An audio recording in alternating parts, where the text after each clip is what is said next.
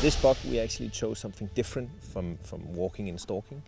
We knew it was there. We saw it the day before, so we came to the field next to where the buck was to lie in position waiting for the buck.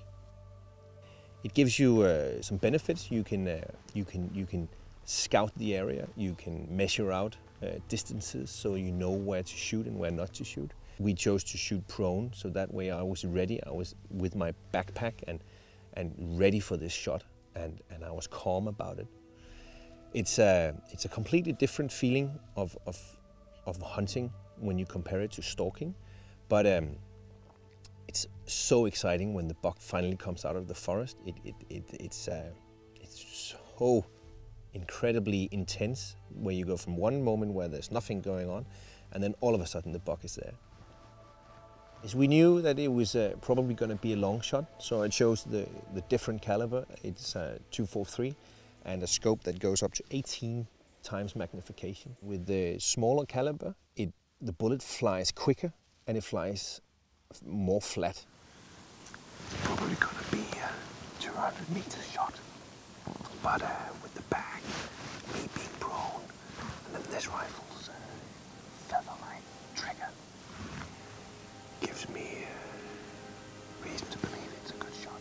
But we'll see what happens. But right now I'm just a little excited, so I'm trying to calm down.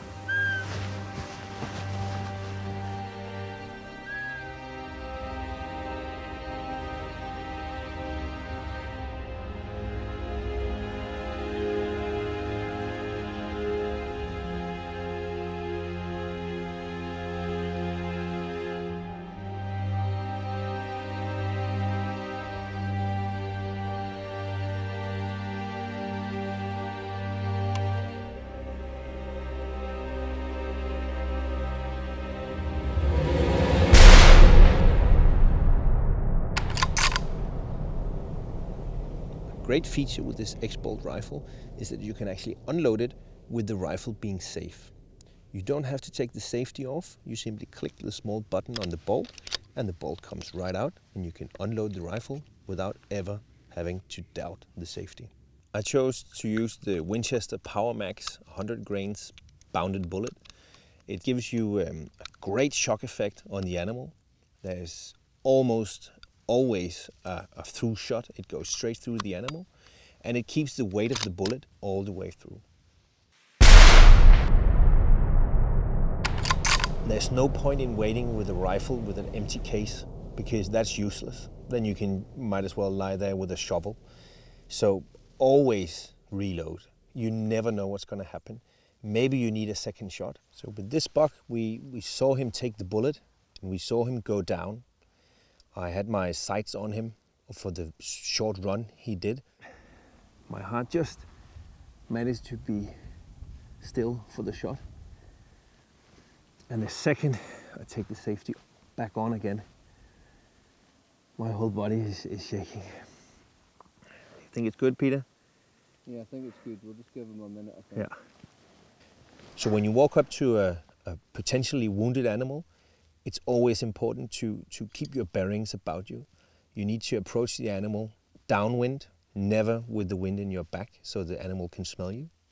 Also, if you have a feeling of how he positioned himself, then always approach the animal from the back so that he doesn't see you. If it's dead, then it's fine, it's no problem. But if it's not, you need to be ready to make that second shot. You might only have a small window, so come in right, keep your scope magnification to a minimum, and have the rifle ready.